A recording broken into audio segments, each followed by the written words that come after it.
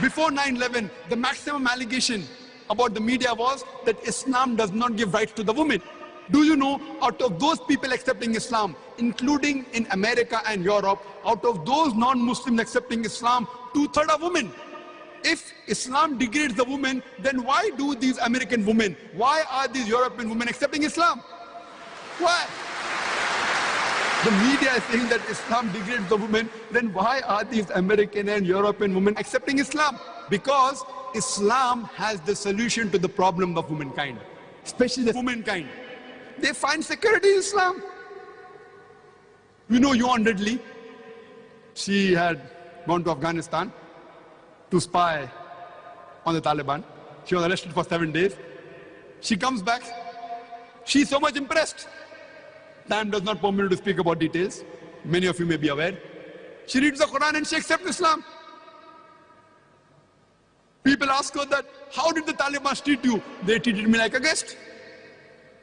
The amount of respect they gave her, the amount of modest behavior it was, it changed her heart. And mashallah, today she is wearing a hijab, she lives in London. A British reporter sent to write against the Muslims accepts Islam, alhamdulillah. And after 9/11, whenever I go to America and Europe, there are more non-Muslims coming to my talk than before. More Americans, more Europeans. I believe in the verse of the Quran, Surah Al-Imran, chapter number 3, verse number 54, which says, Makaru makarallahu wallahu khairul makirin.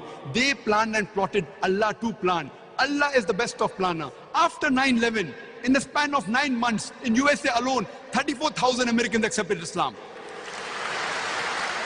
According to Yuan Ridley, in a span of 9 to 10 months after 9/11, 22,000 Europeans accepted Islam. The more they're attacking Islam, the more Islam is rising. Not because we are doing our job. Wallah, we aren't doing our job. You and I are not doing the job. Allah gives a promise in the Quran in no less than 3 different places. In Surah Saf, chapter number 61, verse number 9. In Surah Tawbah, chapter number 9, verse number 33.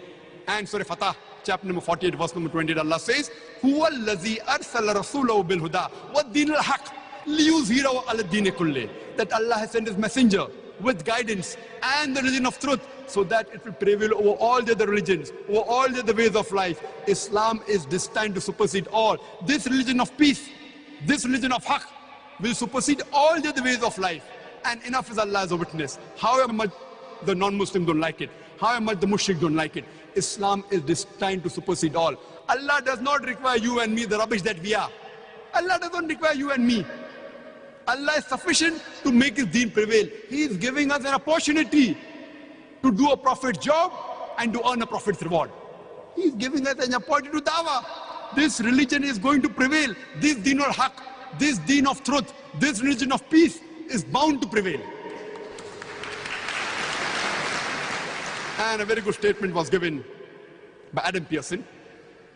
He says that people who worry that one day nuclear weaponry will fall in the hands of the Arabs, they fail to realize that the Islamic bomb has already been dropped.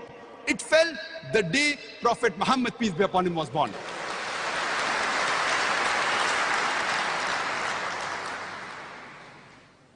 Now let us analyze what does the media say. We'll discuss about each type of media in brief. First, regarding the print media. According to an article which came in the Time magazine, on 16th of April, 1979, written by Christian, he writes that more than 60,000 books have been written against Islam in a span of 150 years. From 1800 to 1950, more than 60,000 books have been written against Islam. If you calculate, more than one book is written every day. More than one book is written every day against Islam and against the Prophet. And after 9/11, this has reached epidemic levels. Every day, several books are written against Islam. And we Muslims, what are we doing? These Christian missionaries, they are spreading. They are doing their job. They are printing literature and distributing. Here we have one sample. This is I asked an Arab sheikh in my last trip, what is this? He read Allah Muhammad. But if you read very carefully, it is not Allah Muhammad, it is Allah Muhabba, which means God is love. It is a quotation of the Bible from the first epistle of John, chapter number 4, verse number 16. God is love, and the verse continues, whoever dwelleth in love, dwelleth in God, and God is in him. Verse of the Bible. If I give it to the Muslims, most of them will kiss it and keep it in the pocket. The moment they see Arabic, Allah's kalam in the pocket. Arabic means if you find any Muslim, any Arabic literature on the floor in India, Pakistan, or any other non-Arab countries, when they find, they'll kiss it and put it in the pocket. As though it's Allah's kalam. It is a snake in the house. There are various posters. I didn't have time to get it. When you read it, oh, Rabbana. The moment you see Rabbana, the next verse is Atina, Fid Dunya, Hasnato. We are trained. It is not Rabbana, it is Abbana, our Father who art in heaven, hallowed be thy name, thy kingdom come. Verse of the Bible. They distributed among the Muslims. And we, colorful. This is the photocopy. 4-color job, beautiful. You put it in your house. They are using deceit.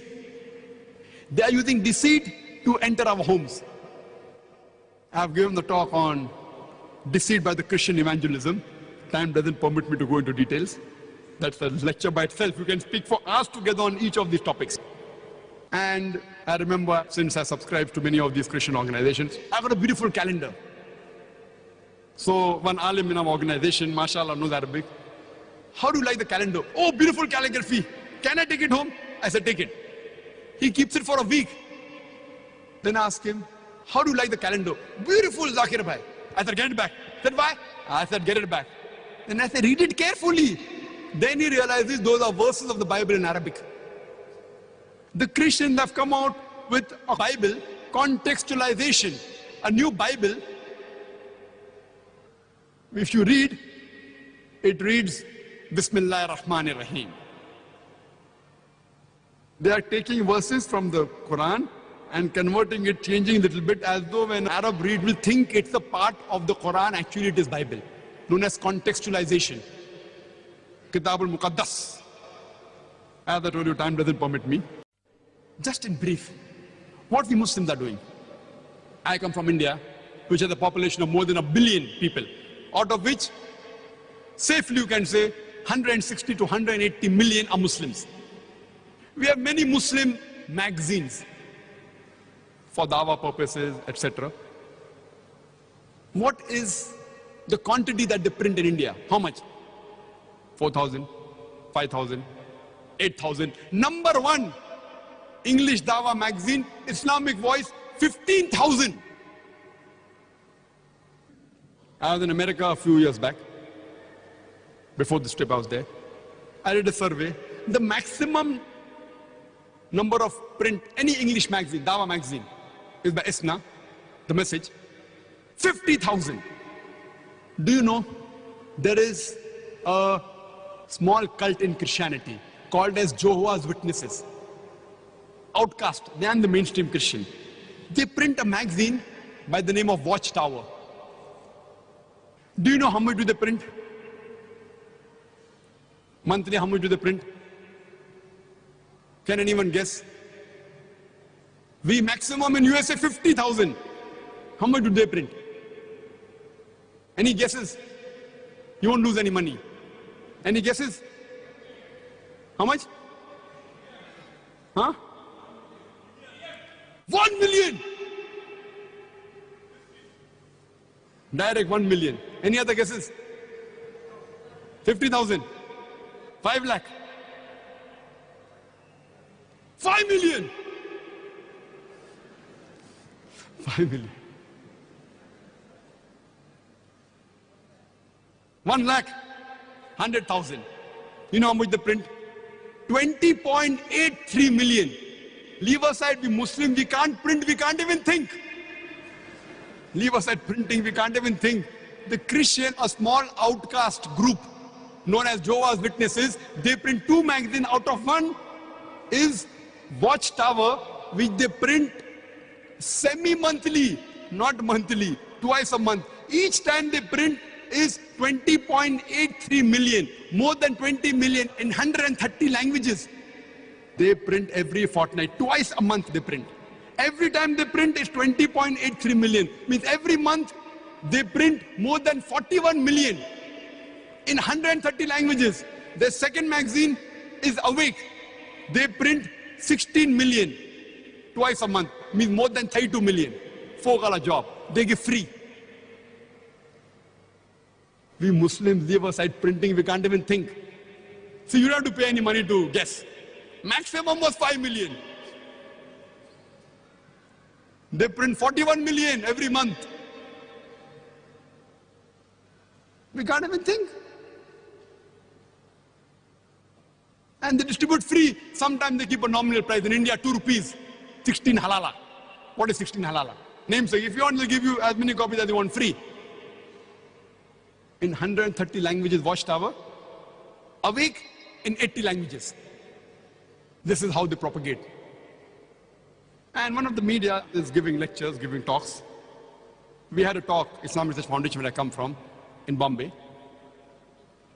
I had a talk in Bombay, in Azad Maidan. And it was a good, big talk compared to the population. Bombay has a big population, but getting people in Bombay is very difficult. If you get 200 people for an Islamic talk in English, it is great success. That means they have done a great job. Because Bombay is a busy city. People don't have time to listen.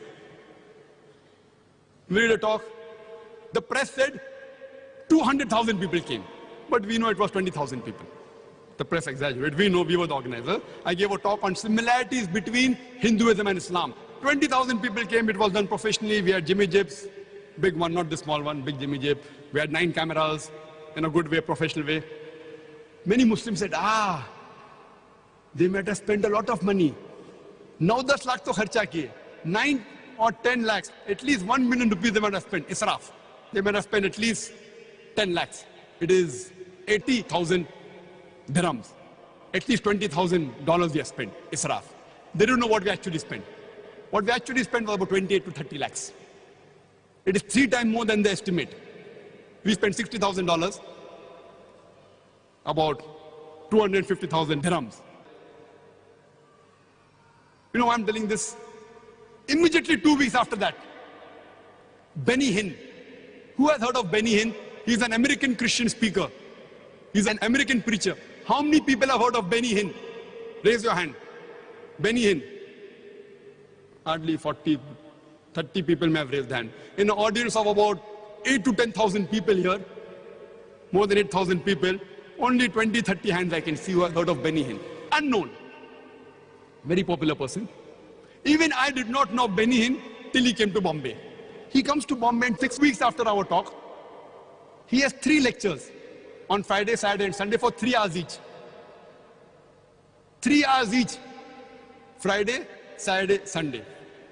You know how much he spends? People are saying, oh, Dr. Zakir Naik, $20,000 he spent. Actually, we spent $60,000. If they come to know, they will blame me more. Israf. You know how much he spent? How much? Now he left silent. He spent $5 million. Only for 9 hours, $5 million in the city of Bombay. What a budget they have. $5 million. The press said that more than 2 million people came, but actually less than 100,000 people came. Even getting 100,000 people in Bombay, out of which more than 50% were non-Christians. I went to attend that program. They had these Jimmy Jibs. They had Jimmy Jibs flown from America. 9 American people came 2 weeks to 1 month in advance to prepare for the talk. 1 month staying in a 5-star hotel. A white American. He comes 3 days in advance to check the system. They had 32 screens. You know this screen? That bigger screen than this, 32. We had 500 volunteers. We are proud. 500 volunteers. They had 7,000 volunteers. Christians, not even 3% of the Indian population. They're not even 3%. $5 million, they spent more than 20 crore rupees. More than 200 million rupees they spent. Imagine, they flew over the crew.